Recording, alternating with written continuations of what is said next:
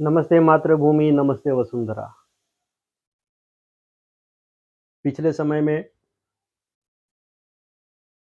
राहु के बारे में जो हम जानकारियाँ रखते आ रहे हैं, सप्तम भाव तक की जानकारी हमने रखी थी और उसके बाद में काल पुरुष कुंडली के बारे में कुछ हमने जानकारियाँ रखी कि जिससे प्रत्येक भाव के जो गुणधर्म जैसे भी हैं, जो भी हैं, वो क्यों हैं, उसकी एक समझ हमें जानने को मिले, सबको उससे ख्याल आए कि किस वजह से किस भाव में किस तरह के गुणधर्म दिखाई देते हैं।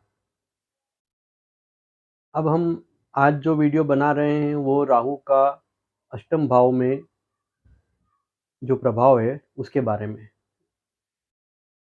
मेरा फिर से प्रत्येक देखने वाले व्यक्ति से एक आग्रह है कि जो भी राहु के जिस किसी भाव से संबंधित वीडियो को देखता है वो 19वें नंबर का और 20वें नंबर का वीडियो अवश्य देखे कि जिसके अंदर राहु का एक विस्तृत परिचय है कि आखिर राहु क्या है, उसका कोई साइड इफ़ेक्ट है, कोई अच्छा इफ़ेक्ट है, तो वो क्यों है, तो वो पूरी एक समझ व्यक्ति को आए।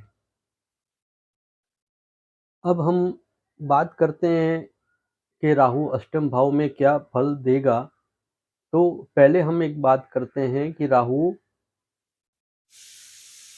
के बारे में जानने से पहले हम जरा अष्टम भाव को जान लें। अष्टम भाव क्या है? अष्टमेश की भूमिका क्या है और काल पुरुष कुंडली के अनुसार या किसी भी व्यक्ति के जन्म कुंडली के अंदर अष्टम भाव की भूमिका क्या है? हम लग्न से लेकर के सप्तम भाव तक देखते आए हैं कि जो वो हमारे सांसारिक कार्यकलापों का आधा हिस्सा रहा है और अष्टम भाव जो है जिसे मृत्यु का भाव कहते हैं, दुख का भी भाव कहते हैं, तो अष्टम भाव से संबंधित जो भी बातें ज्योतिष शास्त्र में कही गई है,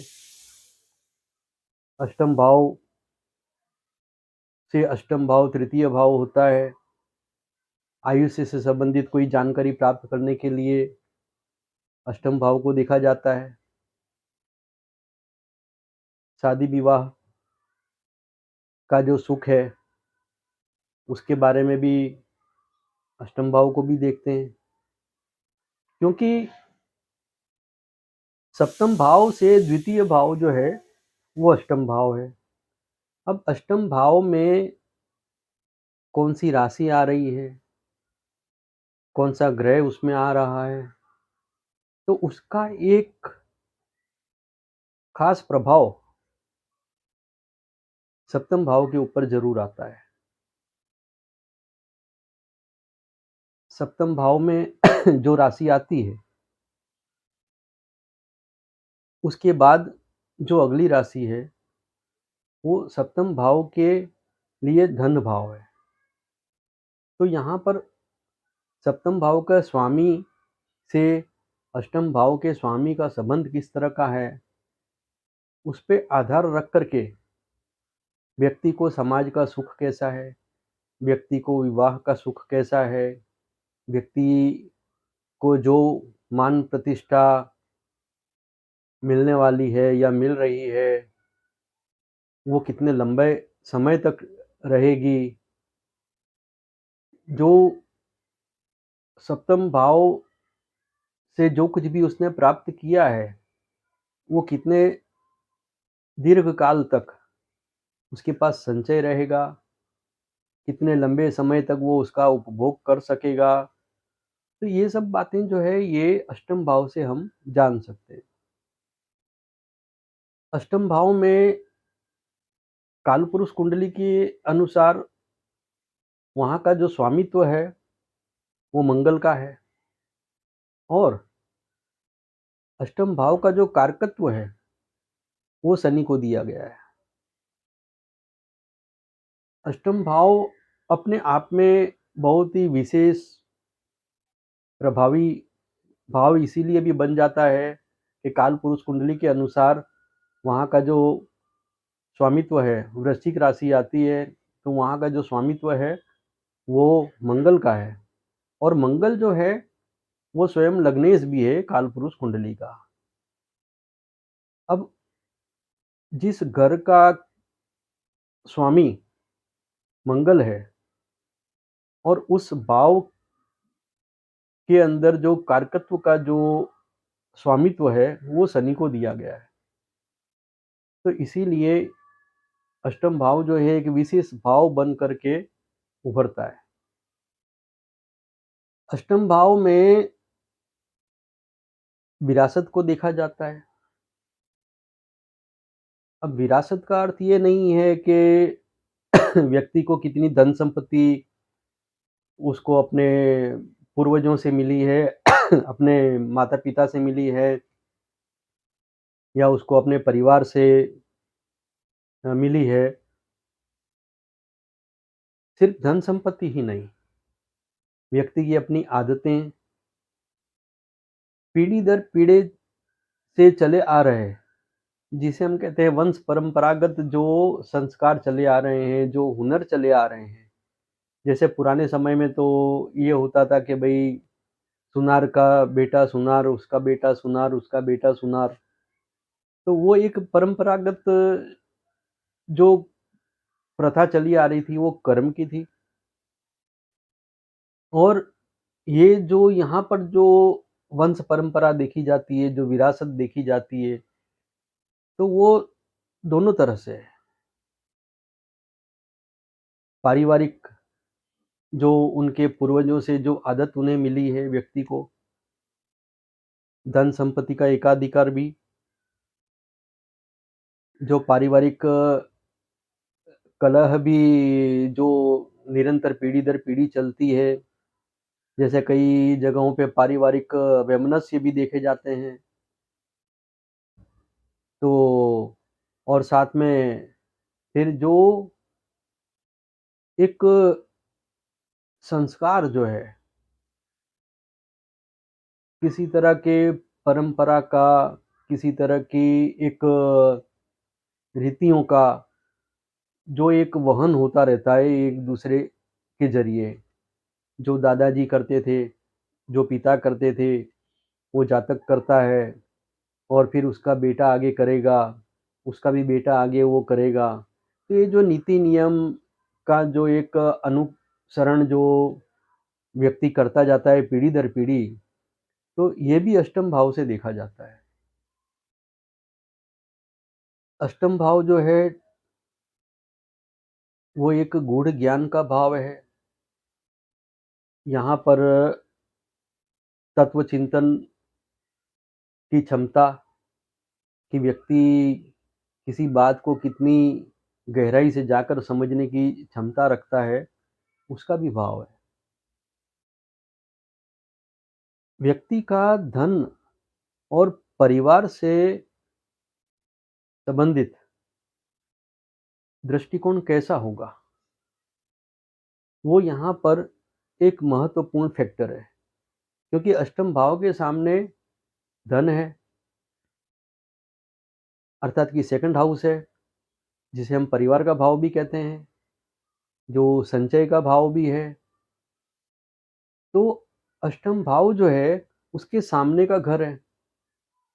अब सामने का घर है अर्थात कि सेकंड जो हाउस है उसकी दृष्टि जो है वो अष्टम भाव है। तो अष्टम भाव जो है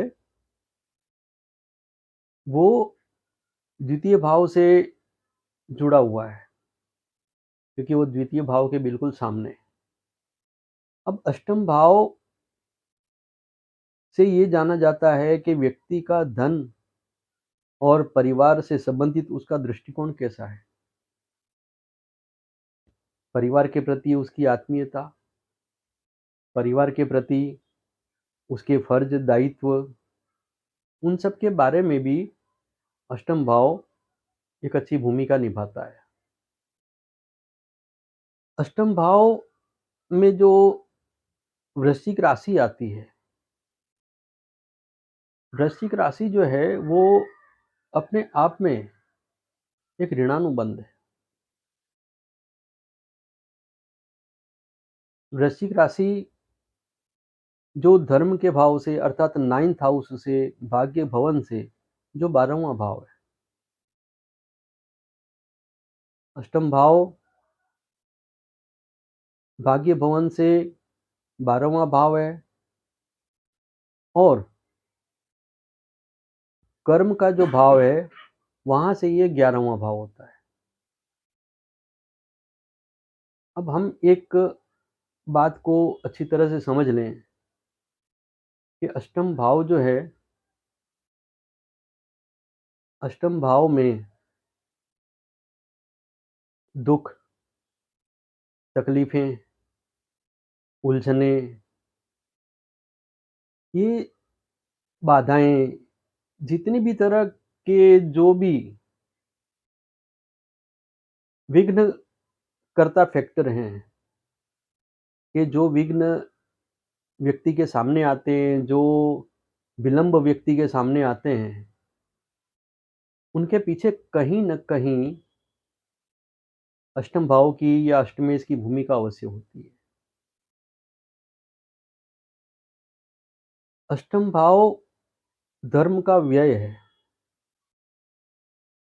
अष्टम भाव में जब भी कोई राशि जो भी आती है और जब भी कोई ग्रह आता है, तो वो एक संबंध बताता है कि भाग्य भवन, धर्म का क्या व्यय किस तरह का करके व्यक्ति पिछले जन्म में यहाँ पर आया है और वह किस तरह की क्षतियों को, किस तरह के नुकसानों को, किस तरह के दायित्वों को, अधूरे दायित्व को लेकर के आया है।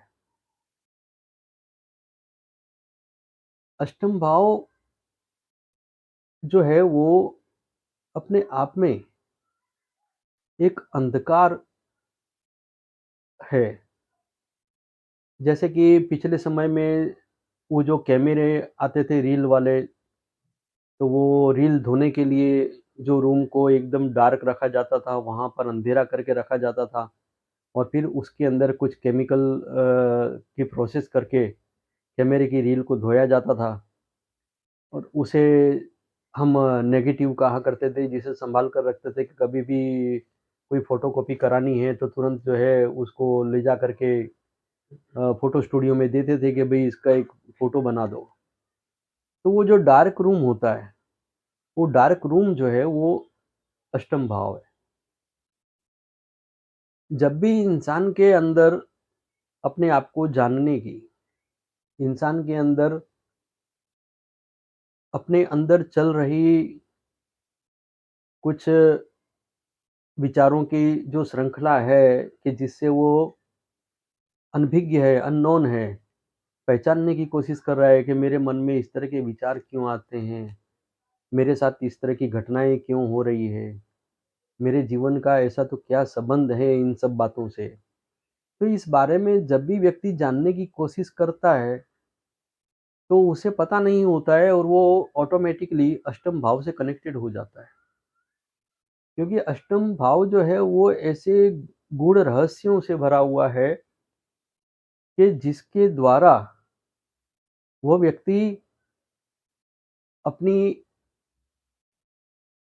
धुंधली जानकारियों को स्पष्ट करने की दिशा में आगे बढ़ सकता है। अष्टम भाव जो है वो धर्म का, भाग्य का 12वां भाव है। लेकिन अष्टम भाव से अगर हम गिने तो अष्टम का द्वितीय जो है वो 9वां भाव है। अष्टम भाव में किसी भी तरह का कोई अगर अनिष्ट है, अष्टमेश अगर पीड़ित है, तो ऐसी परिस्थिति में ज्ञान साधना बहुत बड़ी ताकत रखती है, क्योंकि एक्सरसाइज ऑफ नॉलेज ये व्यक्ति को किसी भी तरह के बाउंडेज से फ्री करने की ताकत रखती है। पुराने समय में जो ऋषि मुनि होते थे, वो शास्त्र वगैरह पढ़ते रहते थे, शास्त्रार्थ करते रहते थे। उसके पीछे का कारण था कि वो अपने किसी न किसी तरह की ऋणानुबंध को पूरा करने के लिए, अपने किसी न किसी तरह के दायित्व को पूरा करने के लिए वो इस तरह के ज्ञान साधना करते थे कि ताकि वो अपने समय का सदुपयोग महत्तम से महत्तम अर्थात मैक्सिमम रूप से वो अपने जो जीवन को सदुपयोगी बना सकें और अपने समय को पूर्ण रूप से उसका एक उचित अधिकार दिलाएं। क्योंकि जैसे हम समय को भोगते हैं तो समय की भी अपनी अपेक्षाएं हैं कि हम समय के साथ भी न्याय करें, योग्य समय पर योग्य काम करें, समय के अनुरूप हम धैर्य, शांति, अध्ययन, श्रवण, मनन इत्यादि सारे कर्म करें। तो समय हम जिसे काल कहते हैं, इस काल का एक मध्य बिंदु है। ये अष्टम भाव है। 1 से लेकर 7 भाव और उसके बाद 8 से लेकर के 12 भाव। ये बड़े मार्मिक 2 भाग हैं, क्योंकि अष्टम के बाद में नवम है, नवम के बाद दशम है, दशम के बाद लाभ है और लाभ के बाद द्वादश है। द्वादश भाव जो है वो अष्टम से पंचम पड़ता है। अष्टम भाव से जब भी व्यक्ति साधना का लाभ प्राप्त करना शुरू करता है तो ऑटोमेटिकली वो अपने ऋणानुबंध से मुक्त होने के लिए, मोक्ष की प्राप्ति के लिए वो अपने आप को केंद्रित करता है। हम सभी जानते हैं कि श्री कृष्ण का जो जन्म है वो अष्टमी को हुआ था। इसीलिए हम जन्माष्टमी को एक वार्षिक पर्व की तरह मनाते हैं। भारत भर में, भारत से दूर विदेशों में भी जहाँ-जहाँ भी भारतीय हैं, वो जन्माष्टमी को बहुत ही धूमधाम से मनाते हैं। क्योंकि भगवान कृष्ण जो जन्माष्टमी जो अष्टमी के दिन जो जन्म लेकर के आए हैं, तो अष्टमी के दिन उनका जो जन्म लेकर के आना, वो धरती पर होने वाले पाप कर्मों को समाप्त करने के लिए, पापियों से पाप छुड़ाने के लिए, पापियों को उचित दंड देने के लिए जो उनका जन्म हुआ, तो वो अष्टमी जो है वो अपने आप में एक शस्त्र की तरह है। अष्टम भाव जो है वो किसी शस्त्र से कम नहीं है। और हम सभी जानते हैं कि ज्योतिष शास्त्र के अंदर ये बात हमेशा चर्चा का विषय भी रही है और ये ज्योतिष के जितने भी अच्छे जानकार और समझदार विद्वान लोग हैं वो सभी जानते हैं कि अष्टम भाव जो है वो हायर माइंड है। पंचम भाव जो है वो लॉजिकल माइंड है और अष्टम भाव जो है वो एक हायर माइंड है। अष्टम भाव से D30 चार्ट का अर्थात कि त्रिशांश कुंडली का एक बहुत ही गहरा संबंध है। त्रिशांश कुंडली जो है वो दुर्घटना, अनपेक्षित घटनाएं कि जिसके बारे में व्यक्ति की कल्पना भी ना हो, इस तरह की जो घटनाएं हैं अष्टम भाव से, दुर्घटनाएं अष्टम भाव से और लंबी बीमारियां। लंबी बीमारी का अर्थ है कि जो व्यक्ति को एक बार बीमारी लग गई फिर वो उसकी मृत्यु के साथ ही समाप्त होगी, अर्थात कि वो उसको मृत्यु के मुख में डालकर ही जाएगी। तो जो लंबी बीमारी है, जिस तरह के मतलब कि किसी जीवन में डिज़ास्टर्स होते हैं, जैसे कोई ऐसे जैसे कि भूचाल आ गया हो व्यक्ति के जीवन में, एकदम से उसका मतलब तख्ता पलट गया व्यक्ति का, अचानक से सब कुछ उसके हाथ से चले जाना, तो ये सब अष्टम भाव से देखा जाता है। कुछ व्यक्तियों को जीवन के आरंभ में ही कुछ इस तरह की घटनाओं का सामना करना पड़ जाता है कि जिसका दुःख उसके अपने मरते समय तक उसे लगा रहता है। तो इस तरह की जो घटनाएँ होती है, वो अष्टम भाव से देखी जाती है। अष्टम भाव का स्वामित्व मंगल को मिला है कालपुरुष कुंडली के अनुसार, कारकत्व शनि का है और दोनों ग्रह आपस में एक दूसरे से गहरी शत्रुता रखते हैं।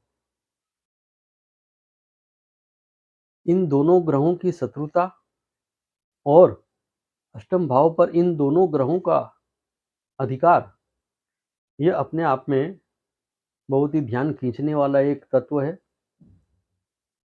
तो अष्टम भाव अगर हम इससे गिनते हैं, तो अष्टम भाव से 4 घर गिनने पर लाभ भाव आता है। अब ये एक बहुत ही समझने वाली बात है कि जो दुःख, तकलीफ, लंबी बीमारियाँ, दुर्घटनाएँ और अनचाही मुसीबतों का जो घर है, उसका जो सुख है, वो लाभ भाव कैसे? अर्थात कि उससे जो चतुर्थ भाव है, वो लाभ भाव क्यों? वो इसलिए कि लाभ भाव जो है वो कालपुरुष कुंडली के अंदर वो व्यक्ति के आदर्श का, व्यक्ति के गुणों का, व्यक्ति के जीवन के लक्ष्य की ओर बढ़ने का जो एक मार्ग सुनिश्चित होता है, उससे संबंधित वो लाभ है। क्योंकि कालपुरुष कुंडली जो है, वो सिर्फ़ धरती पर के जीवन से संबंधित नहीं है। वो कंप्लीट यूनिवर्स, पूरे ब्रह्मांड का लाभ भाव है। पूरे ब्रह्मांड का जो लाभ भाव है, उसका सीधा-सा अर्थ है कि व्यक्ति की आत्म उन्नति, वो आत्म उन्नति का भाव है। जब व्यक्ति दीर्घकालीन समस्याओं से उलझता है, लंबी बीमारियों से लड़ता है, कई तरह के ऐसे हादसों को वो देखता है, तो उसकी जो आत्मा है, उसका जो मन है, वह संसार की जो आसक्तियाँ हैं, उनसे वो थोड़ा मुक्त होने लगता है। उन्नति की ओर, आत्म उन्नति की ओर उसका जो है एक उसकी गति होती है, वो उस दिशा में आगे बढ़ता है। अष्टम भाव से जो थर्ड हाउस है, वो दसम भाव है। दसम भाव अर्थात कर्म। जब भी व्यक्ति किसी न किसी तरह से के दुःख से पीड़ित होता है, परेशानियों में उलझता है और एक ऐसी पीड़ा उसके मन में आरंभ हो जाती है कि जिसकी वजह से उसके अंदर बहुत ज़्यादा भौतिक सुखों को भोगने के लिए अब उसकी इच्छा कम होने लगती है। तो ऐसे समय में उसका जो कर्म है, वो अधिक से अधिक शुद्धता का स्वरूप पकड़ता है। इसीलिए अष्टम का जो पराक्रम है अर्थात कि दशम भाव, वो एक नैसर्गिक शुद्धता का स्वरूप धारण करता है। अब हम बात करते हैं कि अगर अष्टम भाव जो जीवन के गहन ज्ञान से जुड़ा हुआ है, तो उसका लाभ किस तरह से व्यक्ति को मिलता है? अगर किसी का अष्टम भाव अच्छी परिस्थिति में है, अर्थात कि वहाँ पर कोई ज्ञानदायक ग्रह बैठा हुआ है। अष्टमेश कुछ अच्छी परिस्थिति में जाकर के बैठा है और जो भी ग्रह अष्टम भाव में बैठा है वो उसकी किसी मित्र राशि में अगर बैठा है तो ऐसा व्यक्ति किसी भी प्रश्न के बारे में जब वो सुनेगा प्रश्न को तो उसको ज़्यादा सोचने की ज़रूरत नहीं पड़ेगी, बड़ा ही सटीक जवाब वो दे देगा क्योंकि उसका अष्टम भाव, उसका हायर माइंड जो है वो प्रबल है। लेकिन अगर अष्टम भाव में बैठा हुआ ग्रह वहाँ पर बैठी हुई राशि से विपरीत गुणधर्म रखता है, तो फिर वो अष्टम भाव से जो उसको लाभ मिलना चाहिए, वो उसको नहीं मिल पाता है। अष्टम भाव में अगर चतुर्थ भाव का स्वामी आ जाता है, तो ऐसा देखा गया है कि ऐसा व्यक्ति अपने देश से बाहर जाकर के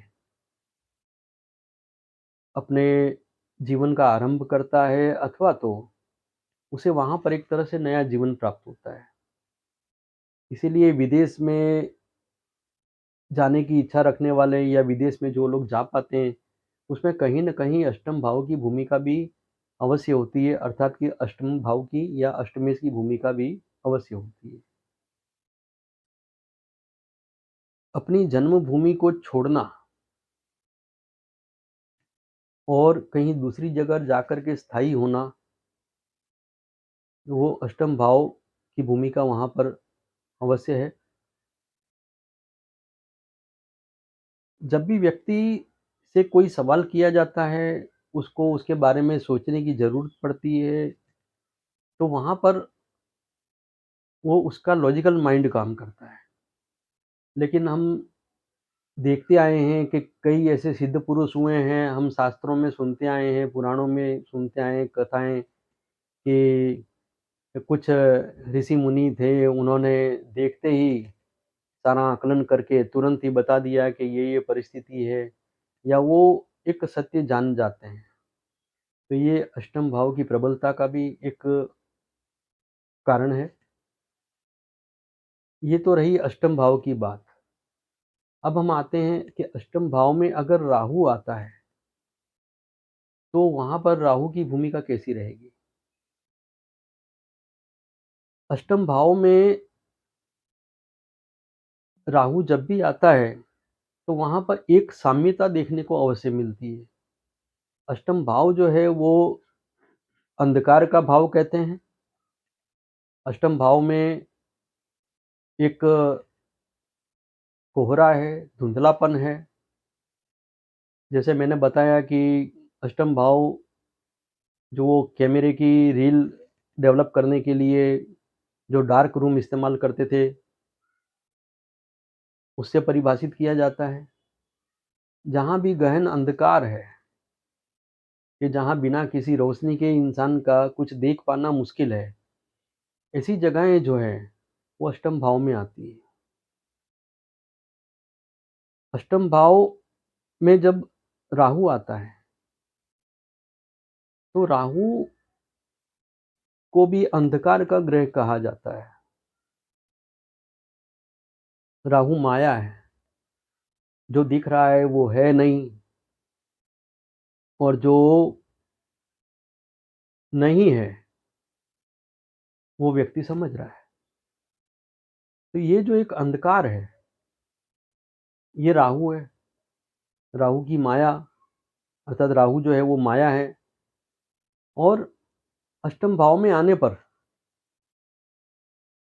राहु वहाँ पर अपने लिए कुछ अनुकूल वातावरण देखता है। राहु के लिए तो वो अनुकूल वातावरण है और वहाँ पर जो अष्टम भाव की जो डार्कनेस है, उस डार्कनेस को और ज़्यादा गहरा करता है राहु। लेकिन राहु वहाँ पर एक और कैपेबिलिटी पैदा करता है। वो एक कैपेबिलिटी इस तरह से पैदा होती है कि जैसे कई बार हमने देखा है कि जो जन्म से अंध व्यक्ति है, जो जन्म से अंधा है, लेकिन वो अपने आप को मैनेज करने की बहुत ही अद्भुत क्षमता रखता है। जन्म से अंधा व्यक्ति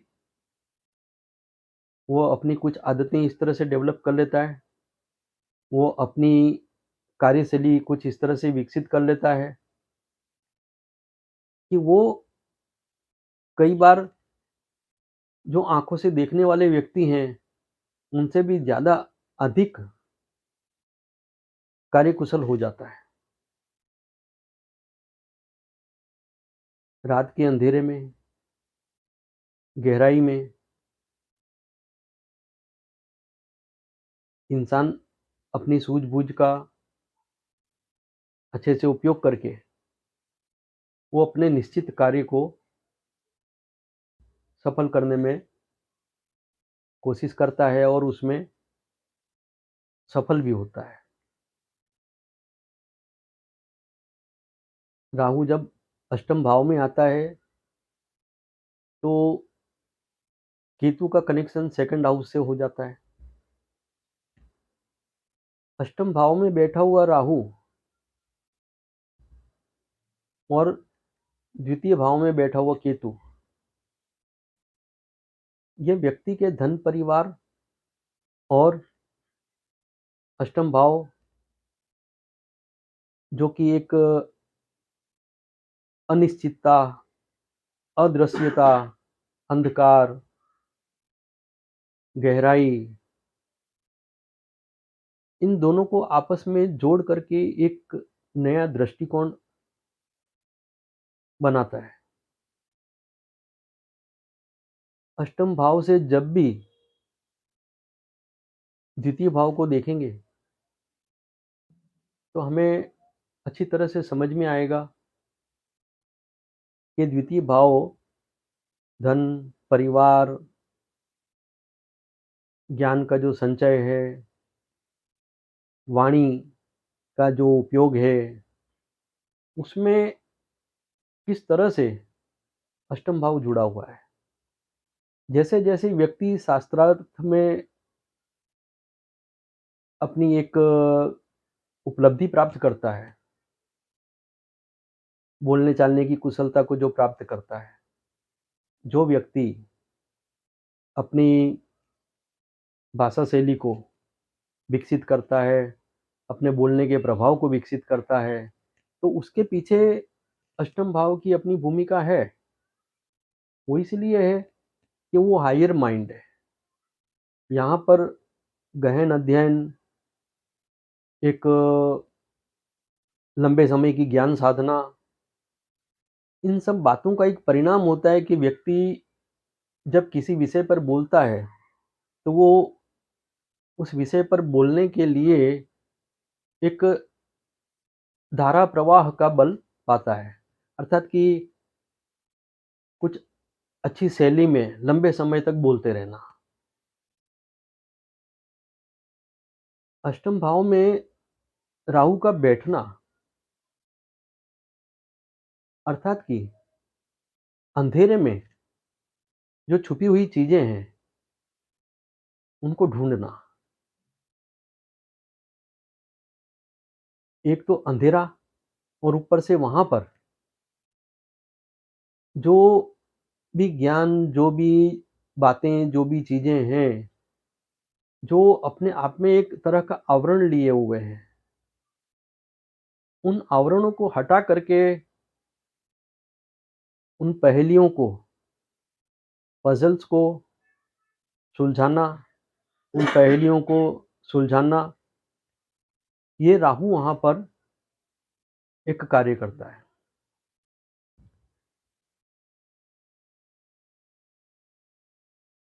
चतुर्थ भाव जो है वो मन है। अष्टम भाव को हम अंतर्मन कहते हैं। अब अष्टम भाव के बिल्कुल सामने वाला जो भाव है वो धन, वाणी, और अष्टम भाव जो है वो अंतर्मन।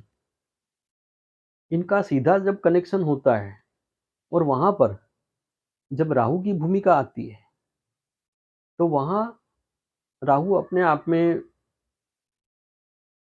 बड़े ही विशेष कटु अनुभव और बड़ी ही विशेष सिद्धियाँ भी देता है।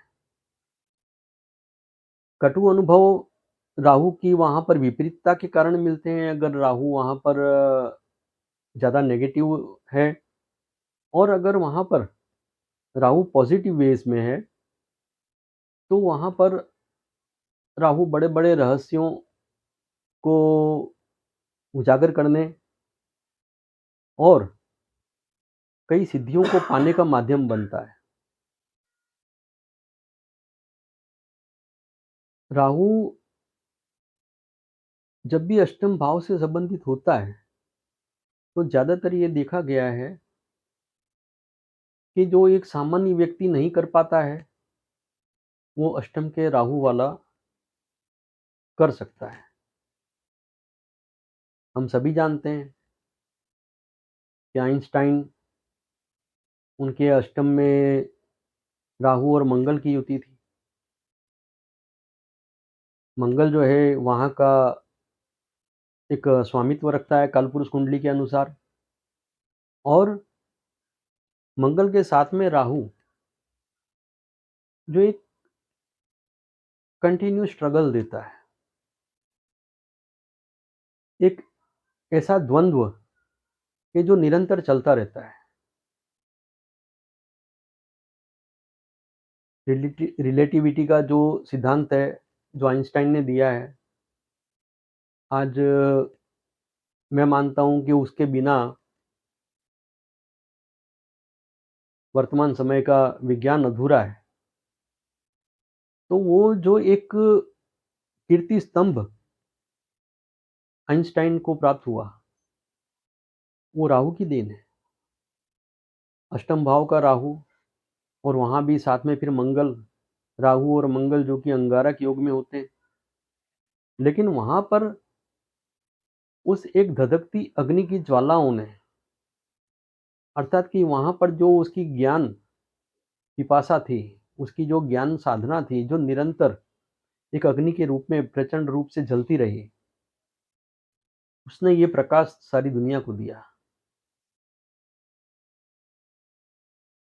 अंधकार में से अनमोल रत्न को धरातल पर लाना, ये अष्टम के राहु का काम है।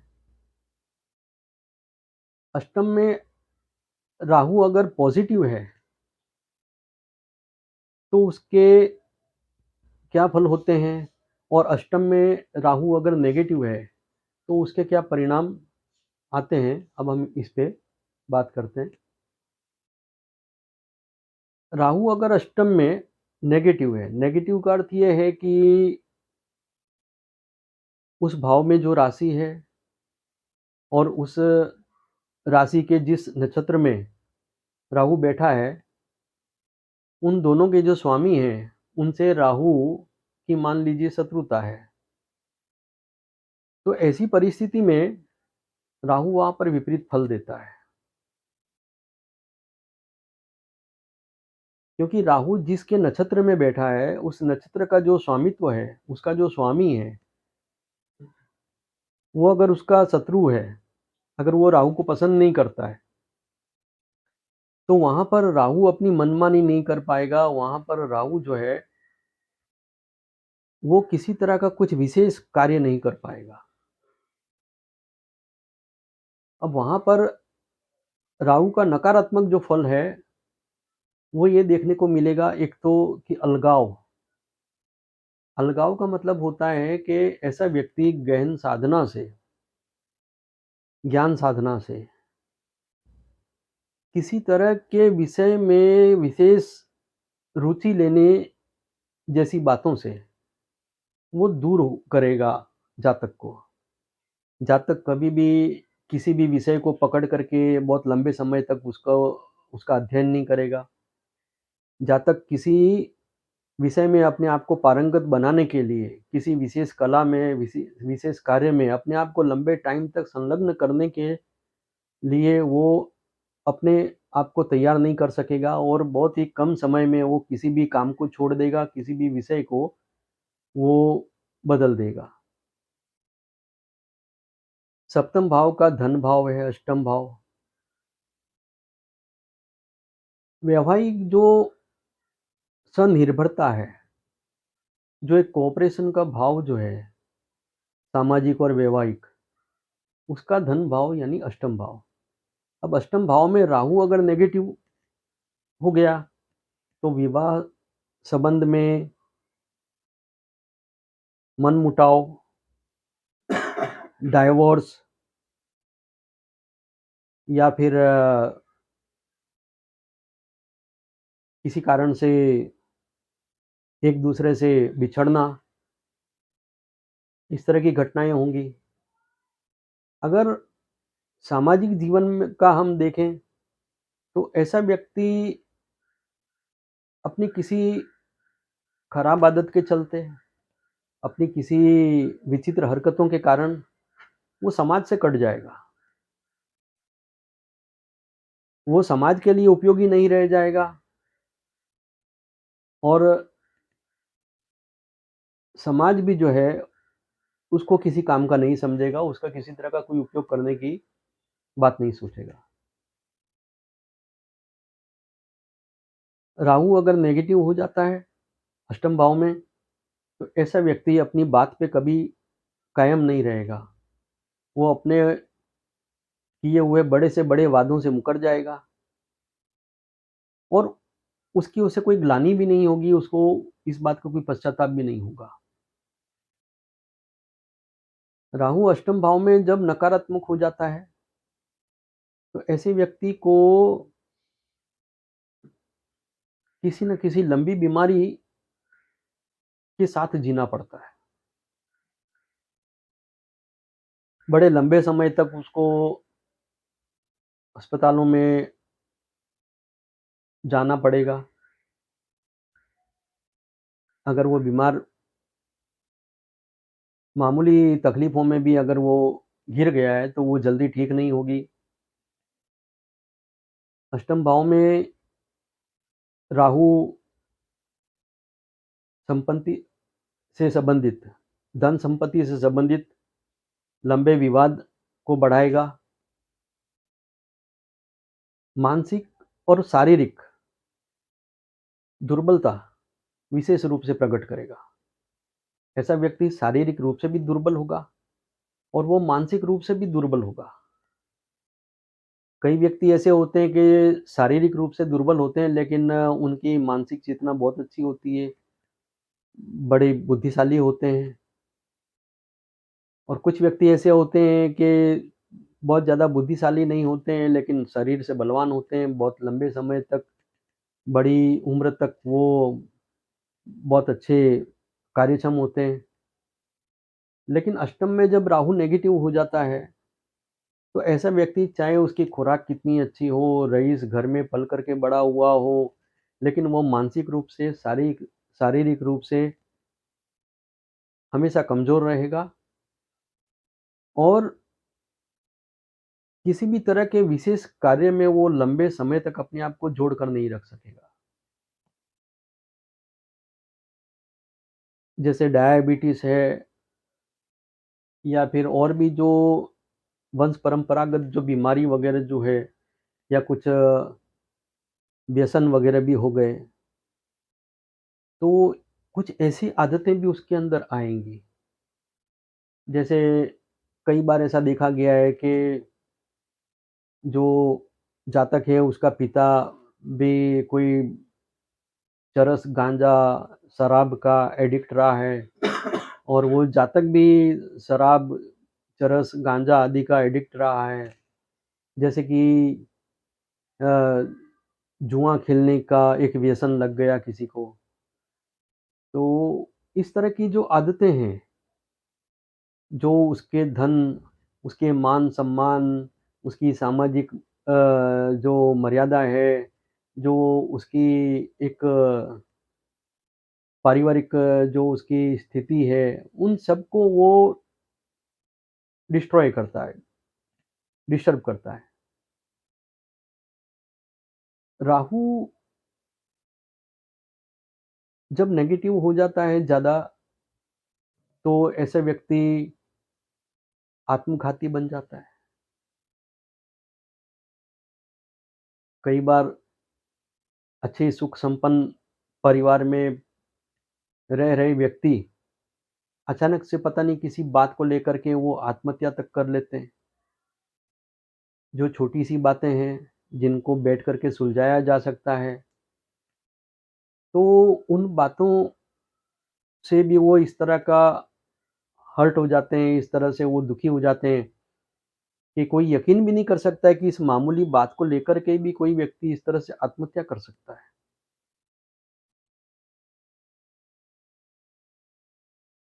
राहु की नकारात्मकता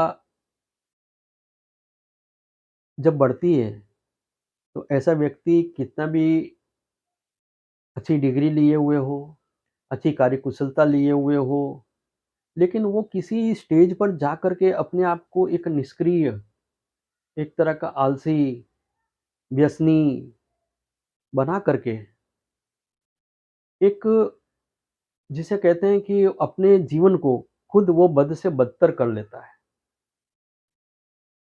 ये राहु की नकारात्मकता है कि व्यक्ति कई तरह की सिद्धियाँ लिए हुए, कई तरह की योग्यताओं को लिए हुए, लेकिन फिर वो किसी तरह के ऐसे निराशावादी व्यवहार में उतर आता है कि कोई इंसान कल्पना भी नहीं कर सकता कि ये व्यक्ति इतना अच्छा हुनर का मालिक है, ये किस तरह से ये इतना एकदम डिप्रेशन में आ गया है।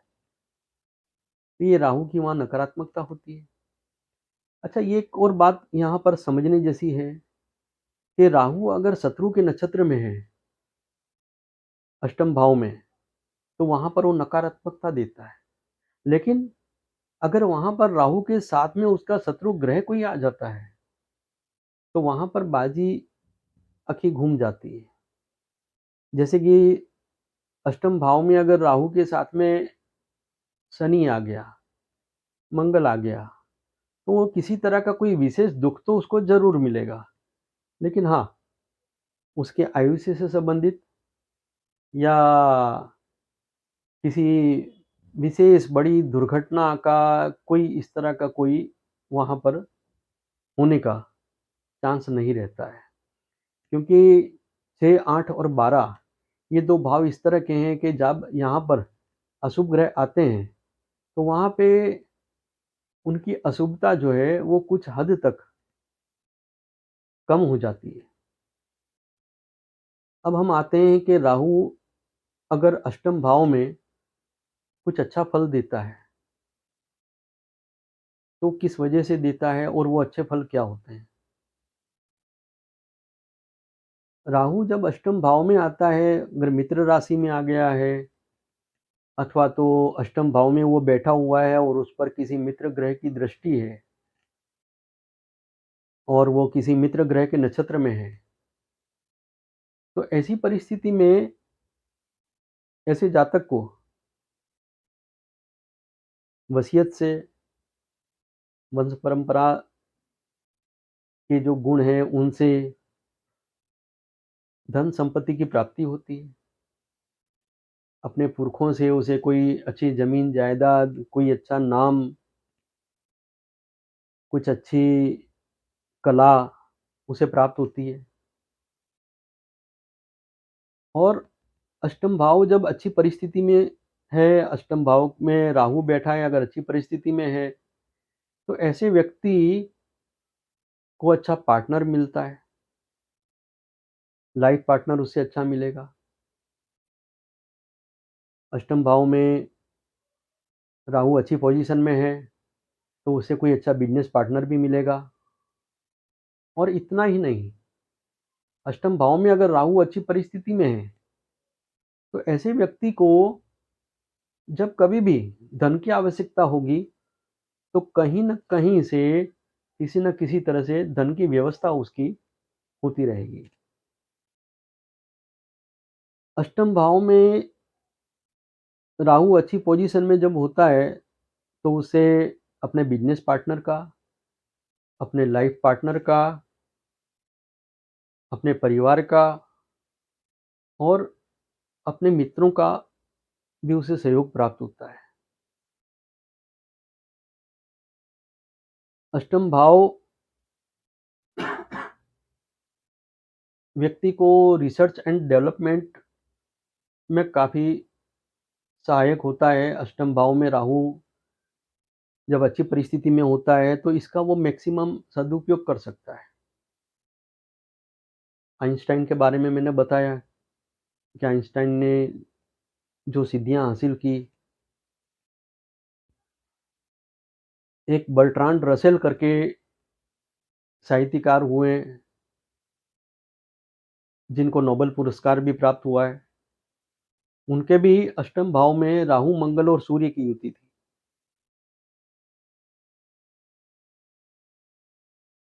राहु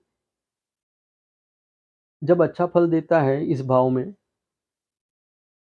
तो व्यक्ति के अंदर एक एडवेंचर्स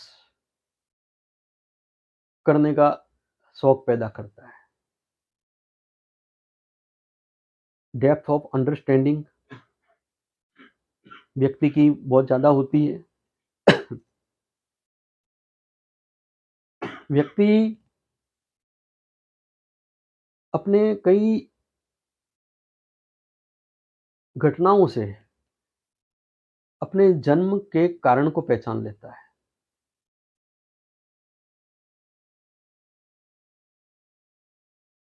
अगर अष्टम में राहु है और जन्म कुंडली में गुरु कहीं भी बैठा हुआ है और उस समय में अतिचारी गुरु है। अतिचारी गुरु का अर्थ है कि गुरु की जो नॉर्मल स्पीड होती है उससे जब उसकी ज़्यादा स्पीड होती है। गुरु एक दिन में कुछ 9.5 मिनट जैसा कुछ चलता है, लेकिन कभी-कभी जब गुरु अतिचारी होता है तो उस समय 13, 14 और 15 मिनट तक वो उसकी स्पीड होती है। तो ये अतिचारी गुरु अगर है और अष्टम में राहु है, तो ऐसे जो पुरुष हैं वो सिद्ध महापुरुष होते हैं। उनकी क्षमता ये होती है कि वो अपना भी और किसी दूसरे व्यक्ति का भी, उसके पिछले कई जन्मों के बारे में वो जान सकते हैं और उसके आधार पे वो व्यक्ति को उसके इस वर्तमान जीवन के बारे में सब कुछ बता सकते हैं। जो हो चुका है वो भी बता देंगे और जो आने वाले समय में होगा वो भी उसको बता देंगे। गुरु का सहयोग अगर मिलता है तो भी वहाँ पर बैठा हुआ अष्टम भाव में बैठा हुआ पॉजिटिव राहु बहुत अच्छे फल देता है। और अगर राहु वहाँ अच्छी परिस्थिति में बैठा हुआ है तो भी वो कई तरह के रहस्यों से व्यक्ति को जोड़ देता है। वो कई तरह के रहस्यों को जानने लगता है। कई बार वो जो कुछ बोलेगा वो बात सच पड़ जाएगी। तो इस तरह की जो घटनाएँ हैं वो राहु के पॉजिटिव होने के कारण भी होती है। हम जिसे शब्द मीमांसा कहते हैं, तत्व मीमांसा कहते हैं, जो वेदांत दर्शन है, सांख्य दर्शन है, शैव दर्शन है, तो ये सब ज्ञान में जिनको रुचि होती है और इन ज्ञान में जिनको एक अच्छी समझ प्राप्त होती है, ये सब अष्टम में बैठे हुए राहु की महिमा है। राहु जब अष्टम में होता है तो व्यक्ति को विदेश यात्राएं करवाएगा, विदेश से किसी न किसी तरह के लाभ देगा, अगर राहु पॉजिटिव है। तो राहु अष्टम भाव में एक व्यक्ति को रोमांचकारी स्वभाव देगा।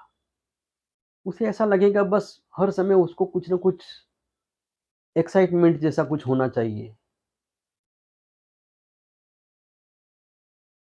यहाँ पर एक बात और भी है जो समझनी चाहिए कि अष्टम भाव का जो स्वामी है, अष्टम भाव में अगर राहु बैठा है और अष्टम भाव का जो स्वामी है, अगर वो अच्छी परिस्थिति में है,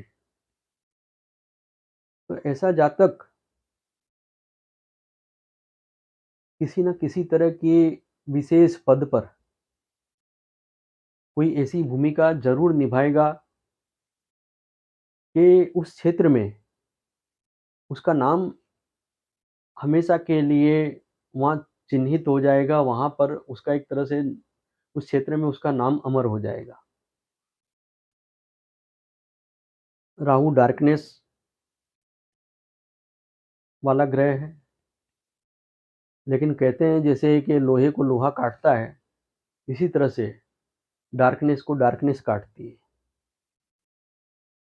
अंधेरों की गर्त में जाकर के अगर कोई कुछ बाहर निकाल के ला सकता है, तो वो राहु है। राहु जिस भाव में भी बैठता है, अगर व्यक्ति उसका उपयोग करे, तो उस भाव से संबंधित गहराई को, उस भाव से संबंधित विशेष गुणों को वो उभार सकता है। राहु अगर पॉजिटिव है, तो वो बिना दृष्टि के, बिना किसी सहायता के, बिना किसी के सपोर्ट के भी वो बड़े कारनामे कर जाएगा। और राहु अगर वहाँ नेगेटिव है अष्टम भाव में, तो ऐसे व्यक्ति के पास में चाहे जितने भी साधन सुविधाएं हों, सुख संसाधन हों, लेकिन वो उसका सदुपयोग नहीं कर पाएगा।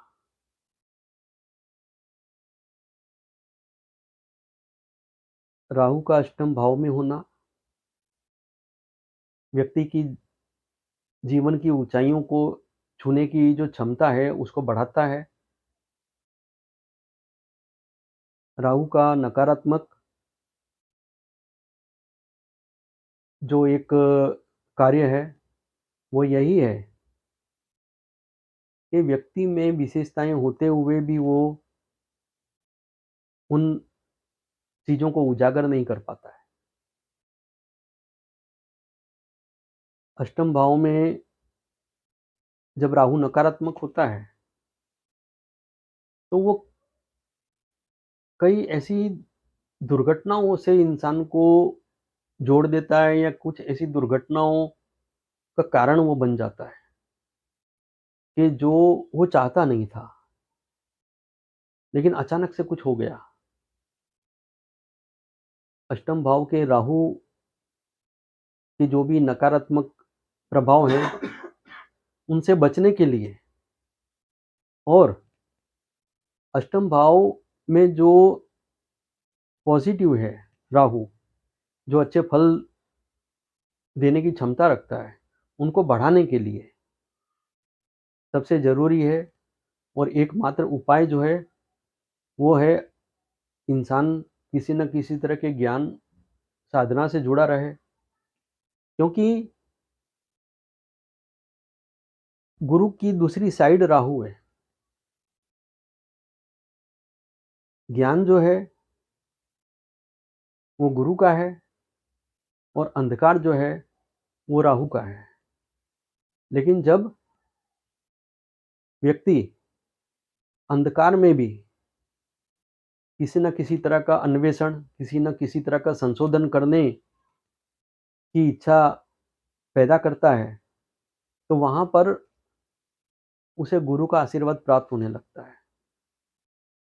जैसे कि मैंने 2 उदाहरण दिए कि आइंस्टाइन, उनके राहु और मंगल की युति थी अष्टम भाव में, और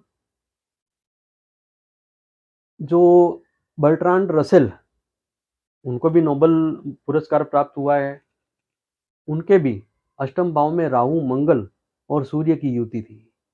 तो अष्टम भाव में राहु, मंगल और सूर्य, जो कि राहु और मंगल का अंगारक योग, राहु और सूर्य का ग्रहण योग, लेकिन उसके बावजूद भी उस व्यक्ति का जीवन, उस व्यक्ति की लिखी हुई पुस्तकें, उस व्यक्ति का लिखा हुआ लिटरेचर आज भी उतना ही लोकप्रिय है। राहु का किस तरह से जातक उपयोग कर सकता है,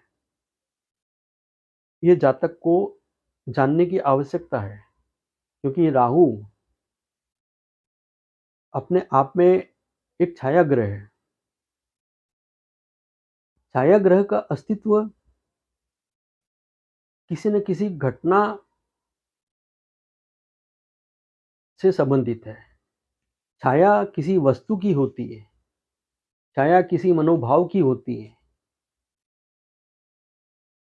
छाया का अस्तित्व जो है वो अपने आप पर निर्भर नहीं है।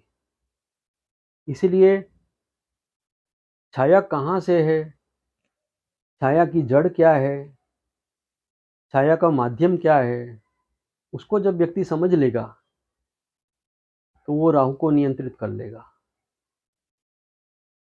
मैं आशा करता हूँ कि आपको राहु के बारे में, जो अष्टम भाव के बारे में, राहु की उपस्थिति के बारे में जो हमने जानकारी दी है, वो आपको पसंद आएगी। हमारी चैनल को सब्सक्राइब करें, लाइक करें और शेयर करें। धन्यवाद।